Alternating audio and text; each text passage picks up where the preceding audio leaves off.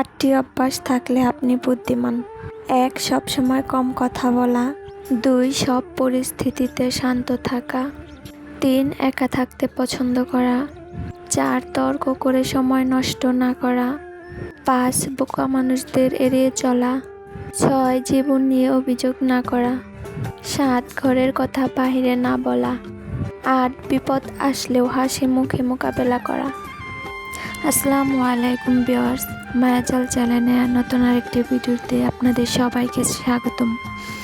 আশা করি আমার এই ভিডিওটি আপনাদের কাছে ভালো লাগবে। ভালো লাগলে প্লিজ একটি লাইক দিয়ে চ্যানেলটি সাবস্ক্রাইব করার অনুরোধ রইল।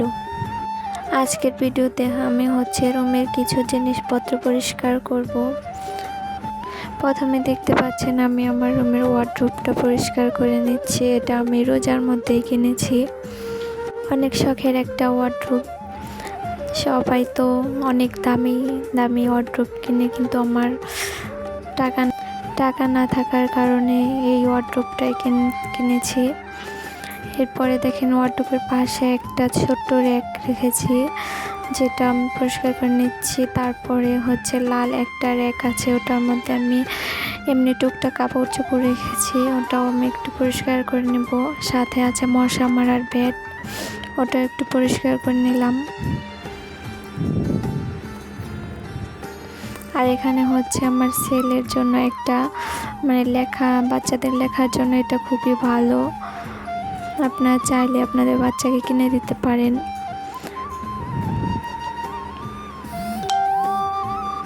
এই তো আমি এখন এই র্যাকটা পুছে নেব। এটা বেশ কয়েকদিন হলো পোছা হয় না, যার কারণে অনেক ময়লা পড়েছে। সময় করে একদিন সব খুলে তারপরে ধুয়ে দিতে হবে। এবার আমি খাট ধুয়ে পুছে নেব। এই তো এটা আমার পাট্রেক্সের খাট। যেহেতু পাট্রেক্স পানি পড়লে এই উপরের রং উঠে যায়, এজন্য আমার প্রথম যে বাসায় ছিলাম কয়েকদিন বাহিরে ছিল এই খাটটা, আর বৃষ্টিতে ভিজে ছিল, যার কারণে এই তো দেখতে পাচ্ছেন উপরে কিছু রং খাল উঠে গেছে। যাই হোক, টাকা হলে আবার নতুন করে একটা কিনে নেব ইনশাল্লাহ। সবাই দোয়া করবেন। এই তো খাটের পিছনটা এখন পুছে নিচ্ছে।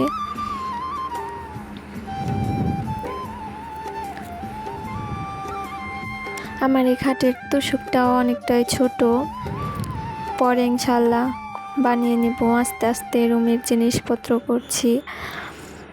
এবারে তো দেখতে পাচ্ছেন উপরে গ্রিল, জ্বালানা, এগুলো মুছে নিচ্ছি। যেহেতু ফ্যাক্টরির সাথে আমাদের বাসার 3 তলায় আমরা থাকি, অনেক ডাস্ট আসে। জ্বালানা তারপর ফার্নিচার অনেক তাড়াতাড়ি নোংরা হয়ে যায়।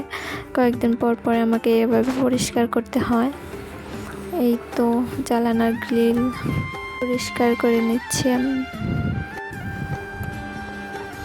আর এটা আমার হিজাব।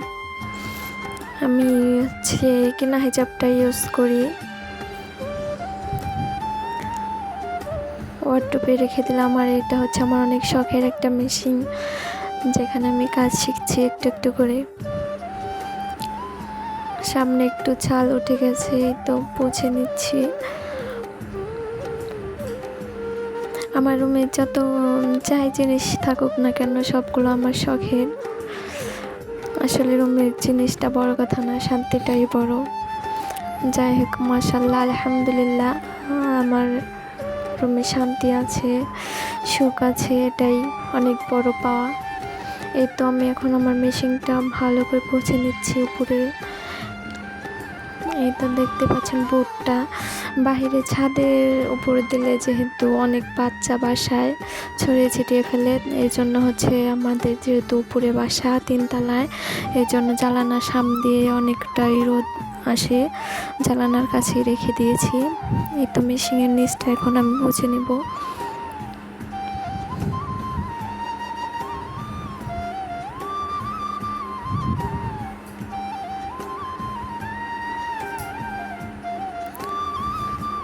এ পর্যন্ত এসে যারা আমার ভিডিওটি দেখছেন, তাদের যদি কোনো অংশ যদি আমার ভিডিওর কোনো অংশ যদি ভালো লাগে যায়, প্লিজ আমার চ্যানেলটি একটি লাইক দিয়ে চ্যানেলটি সাবস্ক্রাইব করতে ভুলবেন না।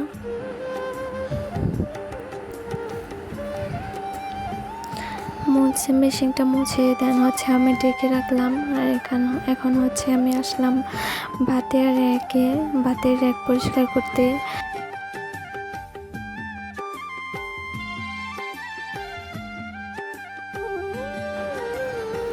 তো যেহেতু আমি কয়েকদিন পর পরই পরিষ্কার করি, বাট এখন হচ্ছে প্রায় 1 সপ্তাহ মতো পরিষ্কার করা হয়নি, তাই ভাবলাম আপনাদের সাথে শেয়ার করি। এই দুপুরে আমি হচ্ছে পুছে নিচ্ছি, ভিতরে অনেকটাই ময়লা হয়ে গেছে, যেহেতু ডাস্ট আসে অনেক। এই তো দেখতে পাচ্ছেন ভিতরে অনেক ময়লা জমে গেছে। ভিতরেও সুন্দর করে পুছে নেব, সব টুকটাক যা হাঁড়ি পাতিল আছে নামিয়ে পুছে আবার ওইগুলা ঝাঁকি দিয়ে আবার হচ্ছে রেখে দেবো। এখান থেকে অনেকটা বালু পড়ে গেছে।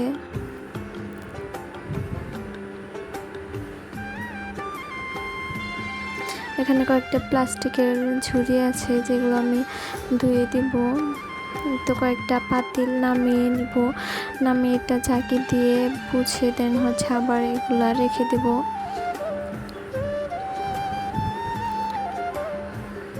কিন্তু পাতিলের উপরেটা অনেকটা ভালো পড়েছিল, ময়লা পড়েছিল, তাই আবার উপরটা পুছে আবার রেখে দিচ্ছি।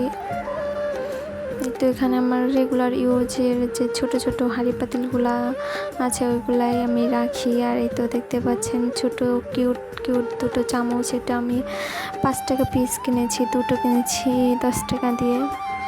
এতে এবার আমি সাজিয়ে রাখছি। এখন এই চামচগুলো আমার খুব বেশি দরকার হয় না, তবুও কিন্তু দেখতে অনেক সুন্দর, ভালো লাগে। এই তো আমি এগুলো এখন রেখে দেবো, বেসিংয়ে ধুয়ে দেবো। এটা দেখতে পাচ্ছেন আমার ফ্যানটাকে আমি হচ্ছে শীতের কাপড় পরে দিচ্ছি। ফ্যানটাও আমি এনেছি কয়েকদিন হলো। ফ্যানের পাশে দেখতে পাচ্ছেন ঘর।